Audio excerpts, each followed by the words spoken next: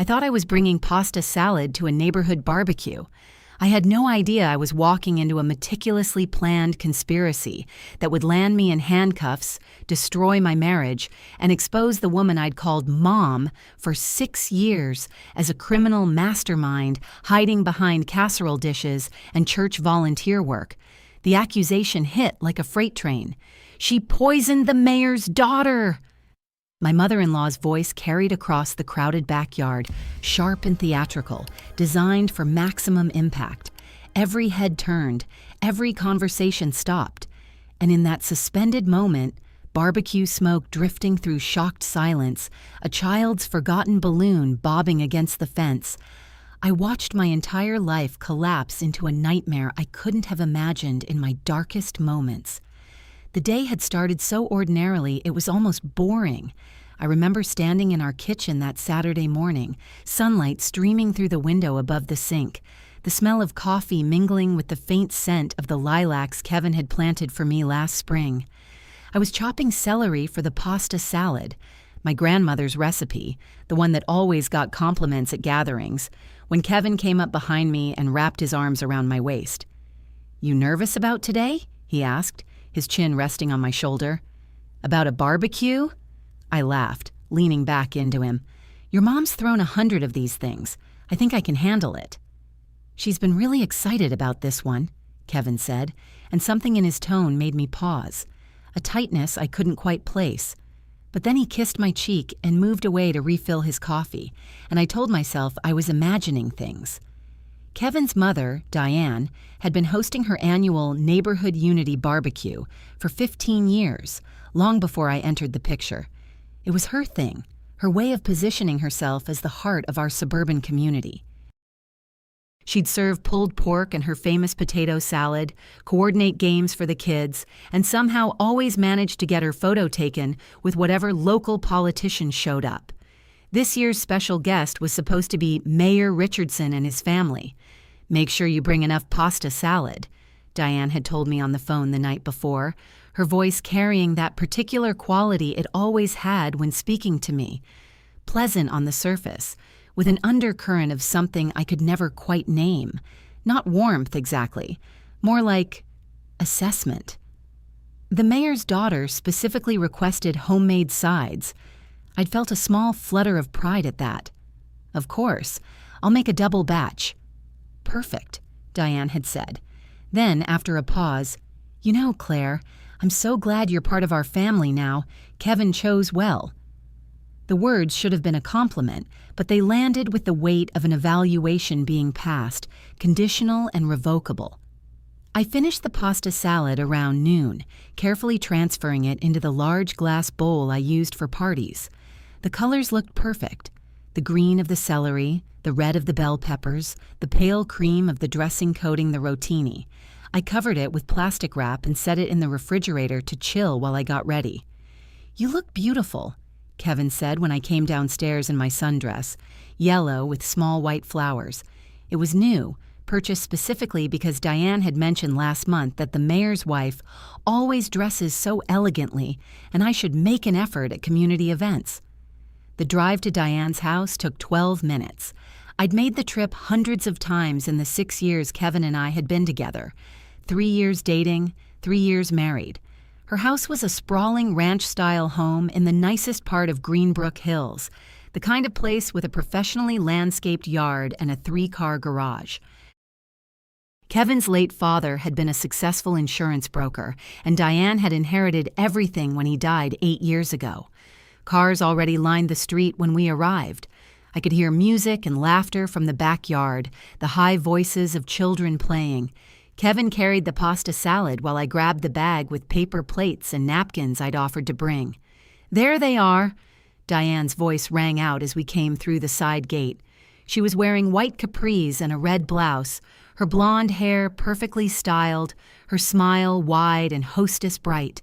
She rushed over and hugged Kevin first, long and tight the way she always did, before turning to me with a briefer embrace. "Claire, darling." "Oh, is that the pasta salad?" "Wonderful. Just set it on the food table over there." The backyard was crowded with neighbors I recognized and some I didn't. The Hendersons from 2 streets over, the Patels who lived on the corner, the young couple with twins who'd just moved into the neighborhood. And there, near the grill where Kevin's Uncle Phil was managing the meat, stood Mayor Richardson, tall, silver-haired, wearing a polo shirt and khakis, with his wife and their daughter. I'd seen the mayor's daughter, Jessica, in the local paper a few times. She was 19, home from college for the summer, pretty in that effortless way some young women have. She was laughing at something someone had said, holding a red Solo cup, her long, dark hair catching the afternoon sunlight. "Mayor Richardson," Diane called out, waving us over. "I want you to meet my son Kevin and his wife Claire. Kevin works in commercial real estate. He's doing wonderfully. And Claire is... well, Claire keeps busy with various things." The way she said it, various things, made my part-time work as a freelance graphic designer sound like a hobby rather than a career. I felt Kevin's hand briefly touch my lower back, either in support or warning. I couldn't tell which. We made small talk with the mayor for a few minutes. He was pleasant, asking about the neighborhood, complimenting Diane on the party. His wife smiled politely, and Jessica excused herself to go hang out with some of the younger people near the pool. "The food looks amazing," Mrs. Richardson said, glancing toward the long table laden with dishes. "Is that homemade pasta salad? Jessica loves pasta salad." "Claire made it," Diane said, and I heard it again, that strange note in her voice. Her grandmother's recipe, apparently. Very traditional. Something prickled at the back of my neck. The way she said traditional sounded like a criticism, though I couldn't understand why. "I'll have to try some," Mrs. Richardson said warmly. The afternoon unfolded like every other barbecue I'd attended. I helped Diane bring out more drinks, chatted with neighbors, watched Kevin play cornhole with his cousins. Around 3 o'clock, Diane announced that the food was ready, and everyone converged on the table in that chaotic, happy way people do at gatherings. I watched Jessica Richardson load her plate. She took a generous serving of my pasta salad, and I felt that small, stupid surge of satisfaction. See? People liked it. Diane was always so critical of my cooking, but here was the mayor's daughter choosing my dish. Jessica ate standing up, talking with a group of college-aged kids. I saw her take several bites of the pasta salad. She smiled. Everything seemed fine. Then, about 20 minutes later, I noticed her sitting down on one of the patio chairs. Her face looked pale. She was pressing her hand to her stomach. "Are you okay, sweetheart?" Mrs. Richardson asked, walking over to her daughter. "I don't feel good," Jessica said. Her voice sounded thin. "My stomach. It really hurts." People started gathering around. Mayor Richardson's expression shifted from concern to alarm as his daughter suddenly stood up, stumbled a few steps, and vomited into the bushes bordering the patio. "Oh my God," someone said. "Should we call 911?" another voice asked. And then Diane was there, moving through the crowd with purpose, her face a mask of shock and horror. She looked at Jessica, then at the food table, then, deliberately, theatrically, at me. "What did you put in that pasta salad?" she asked, her voice cutting through the worried murmurs. "What?" I stared at her, confused. "Nothing. Just the normal ingredients. Why would you—" "Jessica," Diane said, turning to the mayor's daughter, who was now sitting on the ground, her mother kneeling beside her. "What did you eat?" "I don't know," Jessica gasped. "The pasta salad, some chicken. I feel awful." "The pasta salad," Diane repeated, and her voice rose. "Everyone. Did anyone else eat the pasta salad?" She was looking around at the crowd, and I saw several people shake their heads. "Just Jessica." "I had some," Kevin's Uncle Phil said. "I feel fine." "I had a tiny bit," Mrs. Patel added, "but Jessica took a big serving. I saw her." Diane's eyes locked on mine, and in that moment I saw something I'd never seen before, something cold and calculated beneath the surface of her concern. "Claire, what exactly did you put in that pasta salad?" The usual things. Pasta, vegetables, mayo, Italian dressing, spices. The same recipe I always use. My heart was starting to pound. Why was she looking at me like that? Spices, Diane said slowly. Then she turned to the crowd. Did anyone see Claire bring the pasta salad in? We both brought it in, Kevin said, and I heard confusion in his voice. Mom, what are you implying? I'm not implying anything, Diane said, but her voice was loud now, projecting. I'm asking questions. This poor girl is clearly sick. She ate a large amount of one specific dish, a dish that Claire made, in her own kitchen, without supervision. Diane, that's... I started, but she cut me off. Were you alone when you made it? She demanded. Yes, but... So no one can verify what you put in it. The way she was speaking, like a prosecutor, like someone building a case, sent ice water through my veins. Kevin was home. He can tell you I just made pasta salad. This is insane. Kevin was upstairs, Diane said. You told me that on the phone last night. You said he was watching baseball and you were cooking alone. Had I said that? I couldn't remember. The conversation felt like it had happened weeks ago, not hours. An ambulance arrived. Someone had called 911. Paramedics rushed to Jessica's side, taking her vitals, asking questions. She was conscious but clearly in distress, clutching her stomach, her face sheet white. What did she eat? One of the paramedics asked. And Diane, standing there with her hand dramatically pressed to her chest, said in a voice that carried across the entire backyard, She ate pasta salad, made by her. She pointed directly at me. And now look at her. This girl could die. She's not going to die, the paramedic said, but he sounded uncertain. We need to get her to the hospital. Possible food poisoning, but the rapid onset is concerning. Mayor Richardson was on his phone, pacing, his face dark with worry and anger. His wife was crying, climbing into the ambulance with Jessica. And the crowd of neighbors, people I'd smiled at and chatted with for years, were all staring at me. I didn't do anything, I said, and my voice came out high and thin. It's just pasta salad. The same recipe I've made 100 times. Then why is she the only one who got sick? Diane asked. And there it was again, that strange, almost triumphant note beneath the concern. Uncle Phil ate it too. He's fine. He had a tiny amount. Jessica had a full serving. Maybe... Diane trailed off, then shook her head.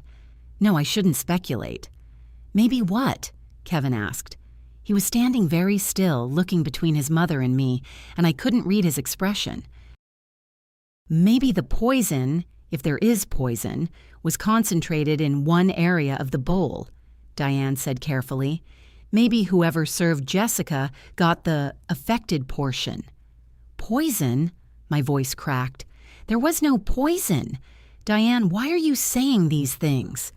She turned to face me fully, and her eyes were wide and sorrowful.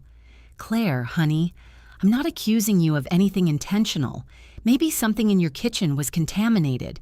Maybe you didn't realize. But that girl is in an ambulance right now, and we need to figure out what happened.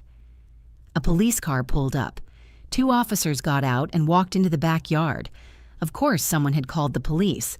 This was the mayor's daughter. Ma'am, one of the officers said, approaching Mayor Richardson, we understand there may have been a contamination incident. Before the mayor could speak, Diane stepped forward. Officer, thank goodness you're here. That young woman, she pointed toward the ambulance, ate food prepared by my daughter-in-law, and now she's seriously ill.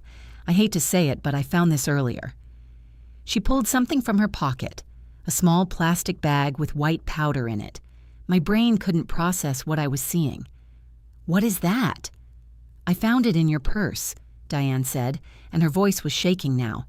When I was looking for mints to offer the guests, I didn't think anything of it at first, but now... She handed the bag to the police officer. I don't know what it is. I pray it's nothing. But given what's happened... That's not mine, I said, my voice rising to a shout. I've never seen that before in my life. She's lying. She put that there. Ma'am, I need you to calm down, the officer said. Don't tell me to calm down. This is insane. My mother-in-law is framing me for something I didn't do. Kevin grabbed my arm. "Claire, stop. You're making it worse." "Making it worse?" I spun to face him. "Your mother just accused me of poisoning someone. She planted evidence in my purse. And you want me to stop?" His face was pale, his jaw tight. Let's let the police handle this." "The police? Kevin, you know I didn't do anything. Tell them." But he said nothing. He just stood there, his hand dropping from my arm, his eyes on the ground. The officer was examining the plastic bag. "We'll need to test this, and we'll need to examine the food in question." He looked at me. "Ma'am, did you prepare the pasta salad that the victim consumed?" "She's not a victim. It's food poisoning. These things happen." "So you did prepare it?" "Yes, but—" "And do you know what this substance is?" He held up the bag. "No, I told you, I've never seen it before. She put it in my purse." Diane made a small, wounded sound. "Claire, why would I do that? Your family. I love you like a daughter." The words were so absurd, so blatantly false that I almost laughed. Love me? Diane had barely tolerated me from the moment Kevin brought me home. She'd criticized everything: my job, my clothes, my cooking, the fact that we hadn't given her grandchildren yet. She'd made comments about my family being simple people, about my state school education compared to Kevin's private university. She'd always smiled when she said these things, always couched them as concern or jokes, but I'd felt the blade beneath every word, and Kevin had always told me I was being too sensitive. "Officer," Diane continued, her voice breaking, "I hate to say this, but Claire has always been unstable, jealous. She's been very insecure about Kevin's relationship with me. We've tried to help her, but—" She shook her head sadly. "I never thought she'd do something like this." "That's a lie," I shouted. "Everything you just said is a complete lie." "Ma'am," the officer said again, firmer now, "I need you to come with us to the station. We have some questions." "Questions? You're arresting me?" "We're asking you to come answer some questions about a potential poisoning incident involving a public official's family member." My hands were shaking. My entire body was shaking. "I want a lawyer." "That's your right. You can call one from the station." As they led me toward the police car, I looked back at the crowd of neighbors. They were all watching, silent, shocked, horrified. I looked at Kevin standing next to his mother. He still wasn't meeting my eyes. "Kevin!" I called out. "Kevin, please, tell them this is crazy." He finally looked up. Our eyes met, and then he looked away again.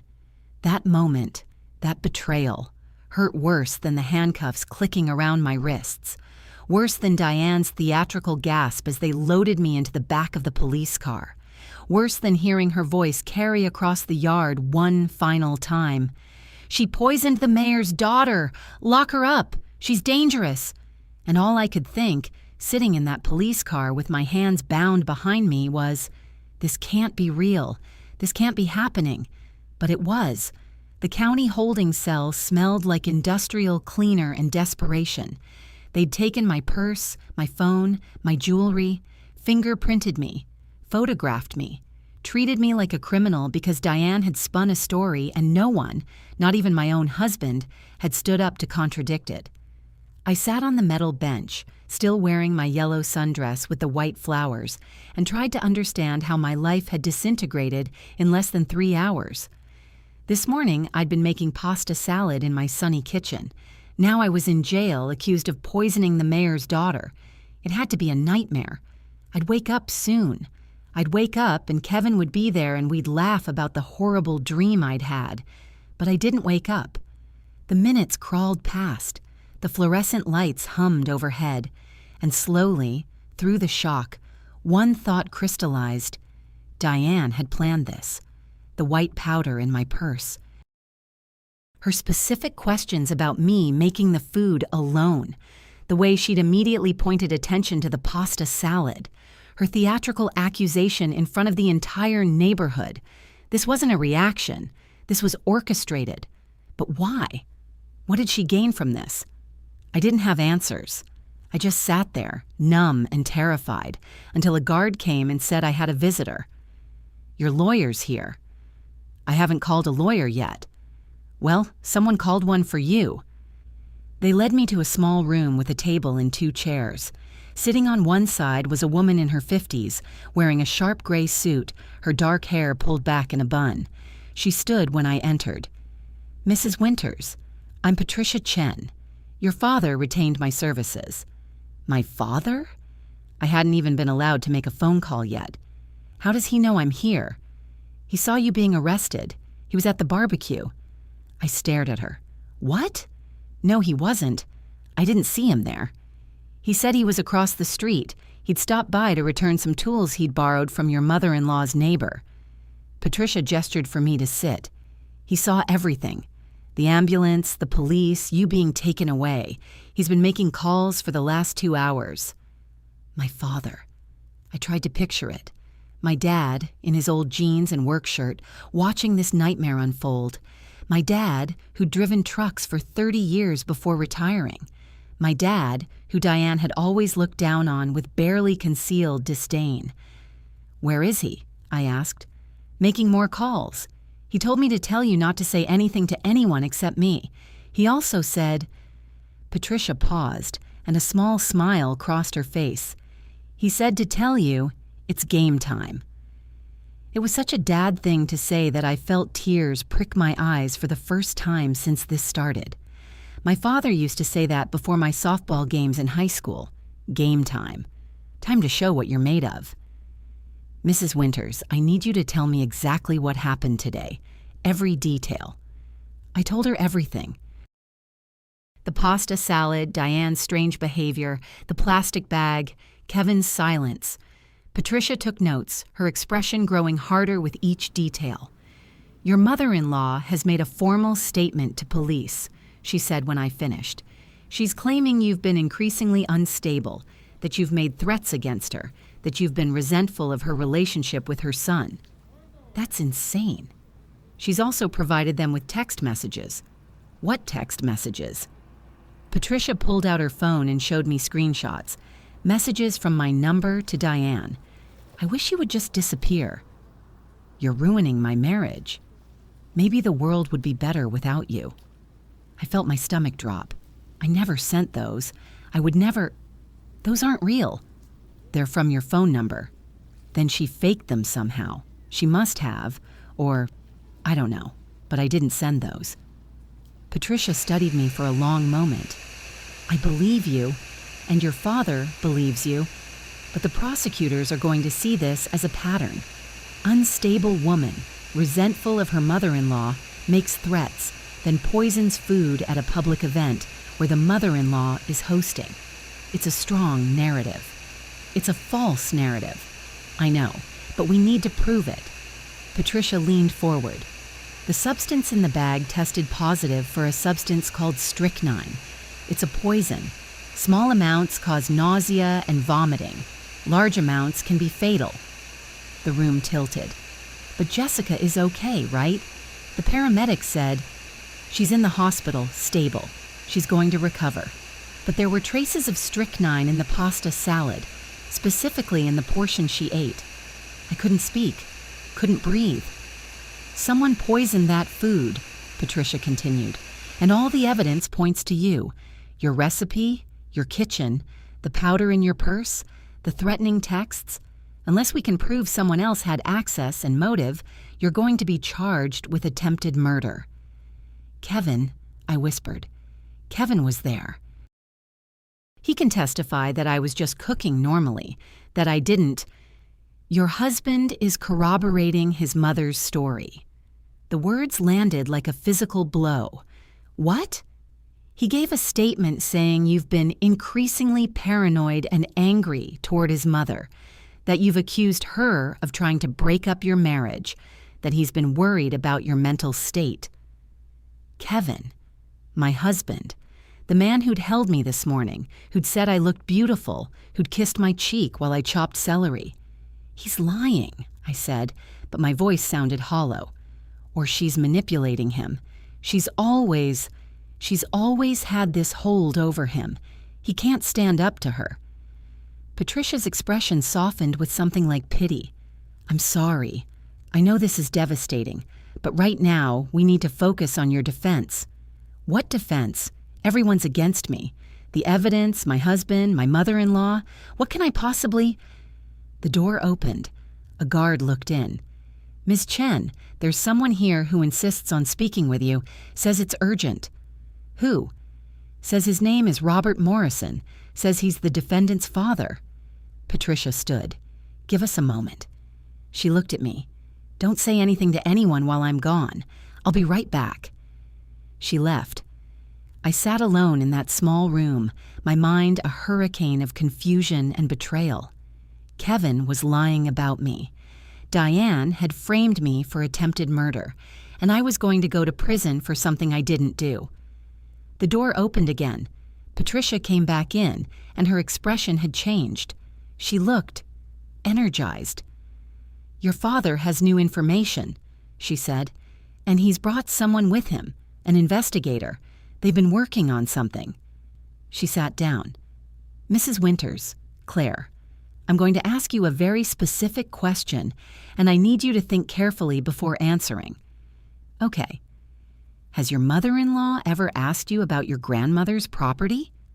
I blinked, thrown by the change in subject. My grandmother's... Yes, a few times.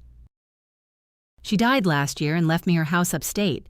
Diane kept asking if I was going to sell it, if it was paid off, what it was worth. I thought she was just being nosy. Has she suggested you sell it? Yes, multiple times.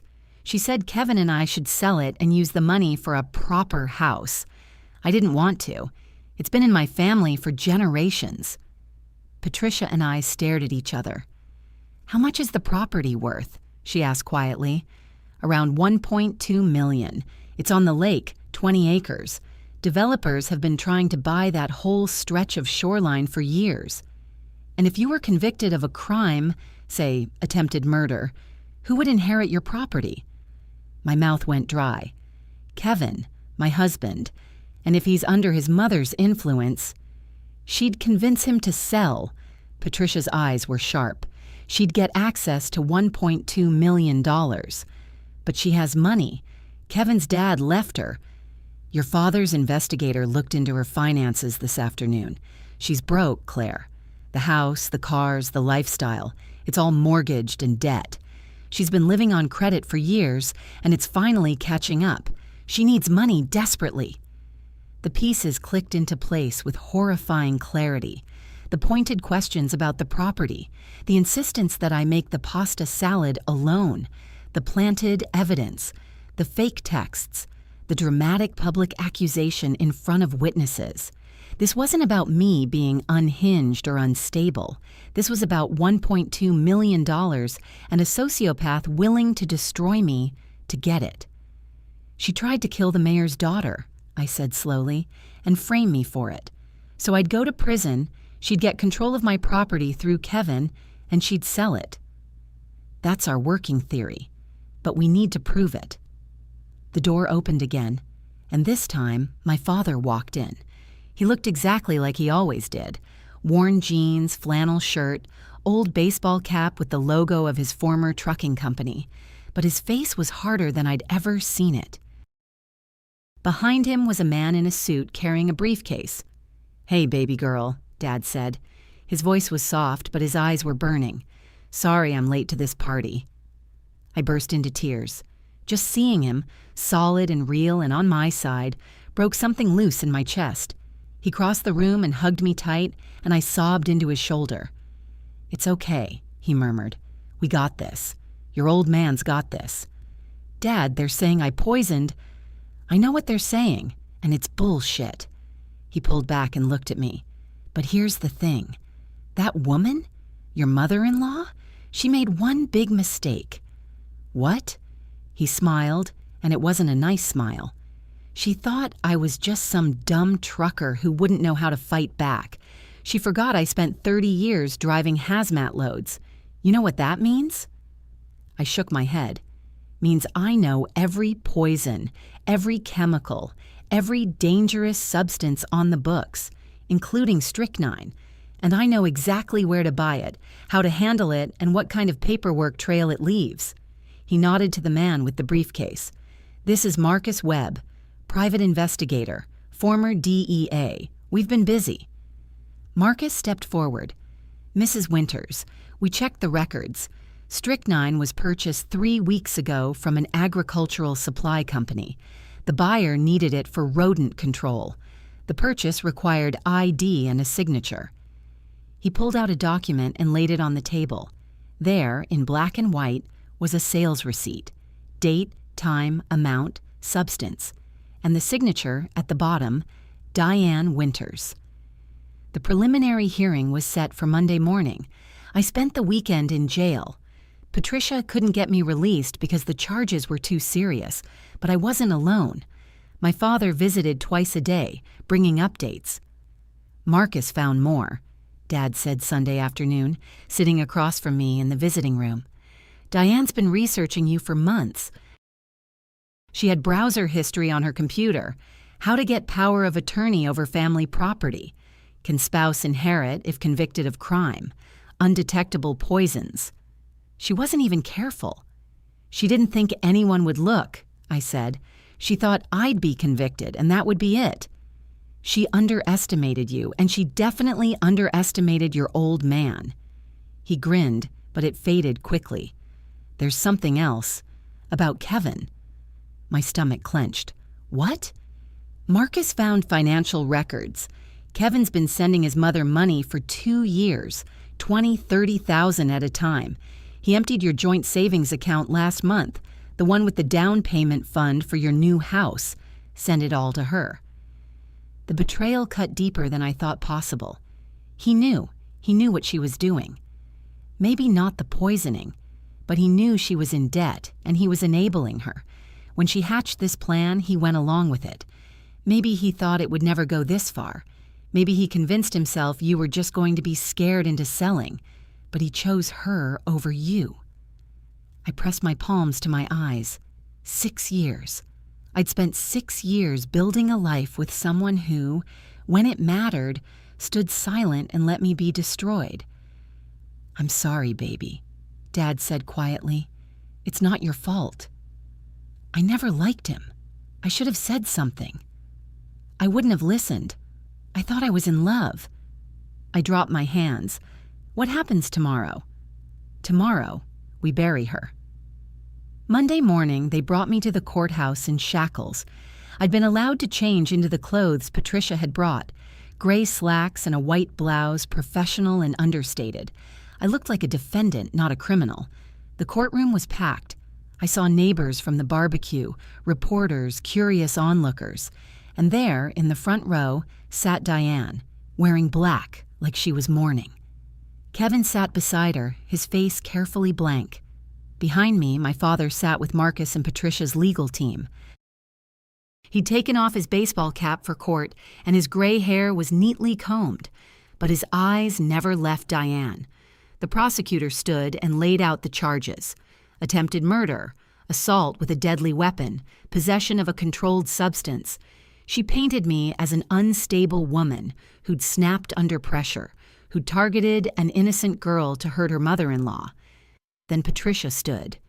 "Your Honor, the defense moves to dismiss all charges against Mrs. Winters.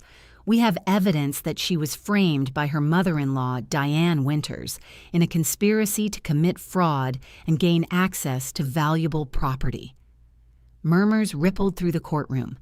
Diane's face went white. Patricia continued. "We have the purchase receipt for the strychnine, signed by Diane Winters. We have computer records showing months of premeditation. We have financial records proving Mrs. Diane Winters is bankrupt and desperate.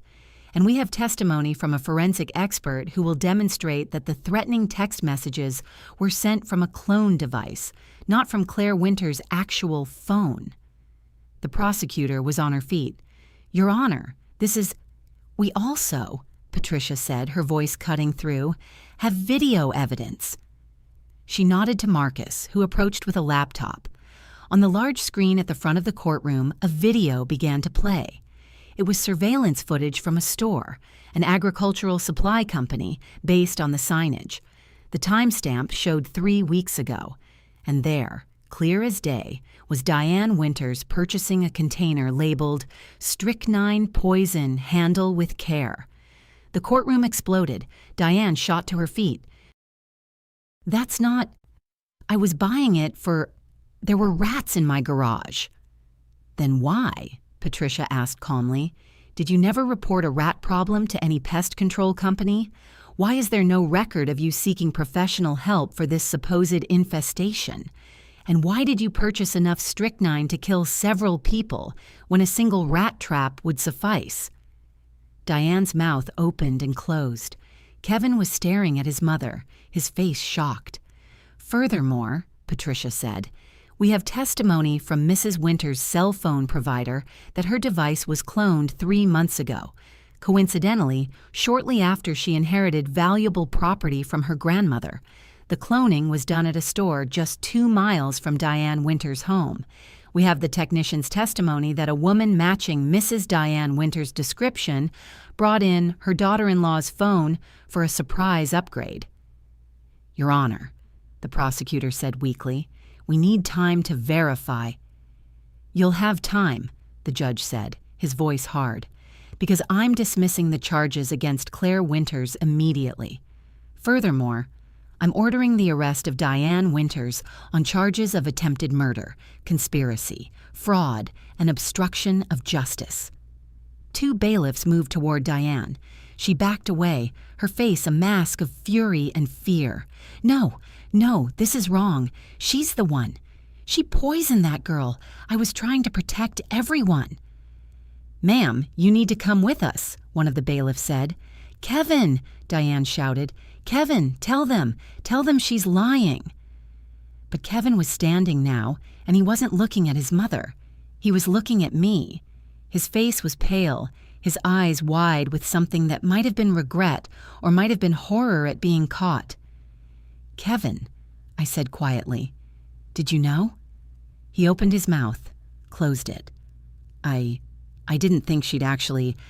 I thought it was just talk. I thought, "Did you know?" I repeated. His silence was answer enough. The bailiffs had Diane in handcuffs now. She was screaming, thrashing, all her polished facade shattered. "You can't do this. I'm a respected member of this community. I volunteer at the church. You tried to murder a teenage girl," the judge said coldly. "You framed your daughter-in-law for attempted murder. You conspired to commit fraud, and based on the evidence presented here, you did it all for money. Take her away." As they dragged Diane out of the courtroom, still screaming, I felt my father's hand on my shoulder. "Game over," he said quietly. "You won." But I didn't feel like I'd won. I felt hollow. My marriage was over. My trust was shattered. I'd spent 3 days in jail for a crime I didn't commit. And all of it, all of the betrayal, the fear, the pain, had been orchestrated by a woman I'd tried to love like family. The aftermath took months to untangle. Diane was convicted on all charges and sentenced to 15 years in prison. Kevin was charged as an accessory. He'd known about the financial fraud, even if he claimed not to know about the poisoning plan. He took a plea deal and got 3 years probation in exchange for testifying against his mother. I filed for divorce the day I was released from jail. Kevin didn't contest it. I don't know if it was guilt or relief, but he signed the papers without a word and moved out of state. I heard through mutual friends that he was living with his uncle in Arizona now, working construction, trying to rebuild a life. I hope he never sleeps easily again. The mayor's daughter, Jessica, recovered fully. She sent me a letter apologizing for her part in the nightmare. She hadn't known, of course, but she felt terrible that her illness had been weaponized against me. I wrote back and told her none of it was her fault.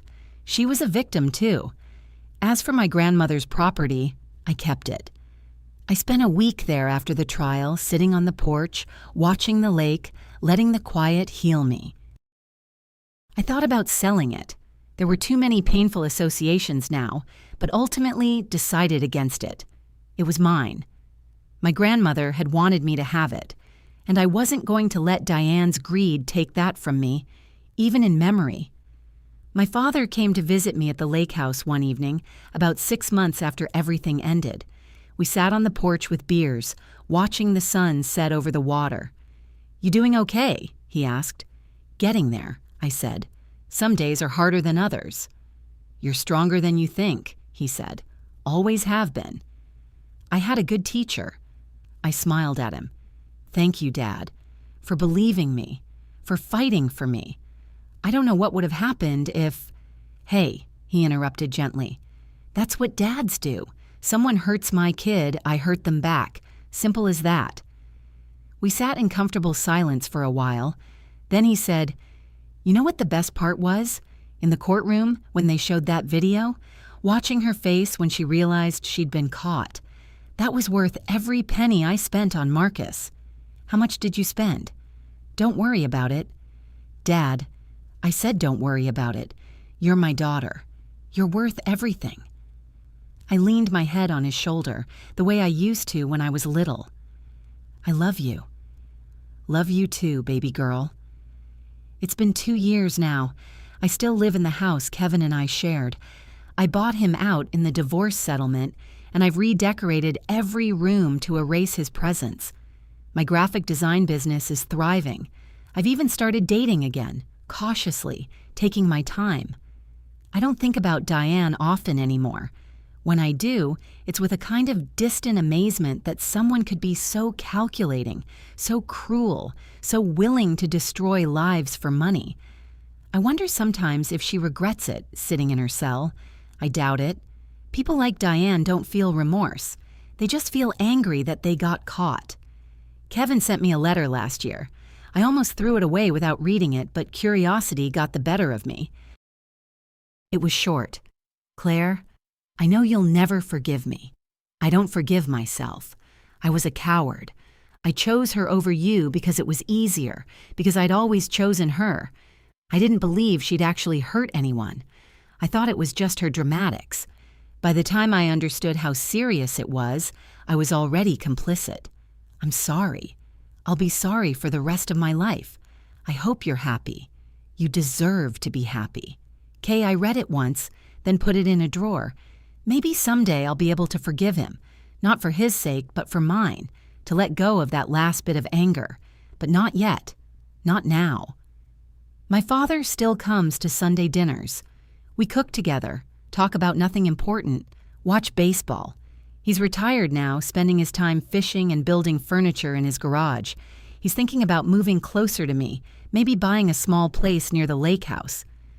"So I can keep an eye on you," he says, grinning. "So I can keep an eye on you, you mean?" I shoot back. "Fair enough." Life isn't perfect. I have scars, not physical ones, but the kind that live in the spaces where trust used to be. I'm more cautious now, slower to open up, quicker to spot red flags, but I'm also stronger. I survived something that should have destroyed me, and I came out the other side. Sometimes, late at night, I think about that moment in the courtroom. Diane's face when the video played, the look of absolute shock and rage when she realized her perfect plan had fallen apart.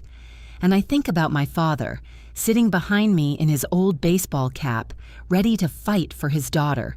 "Game time," he'd said, and we won.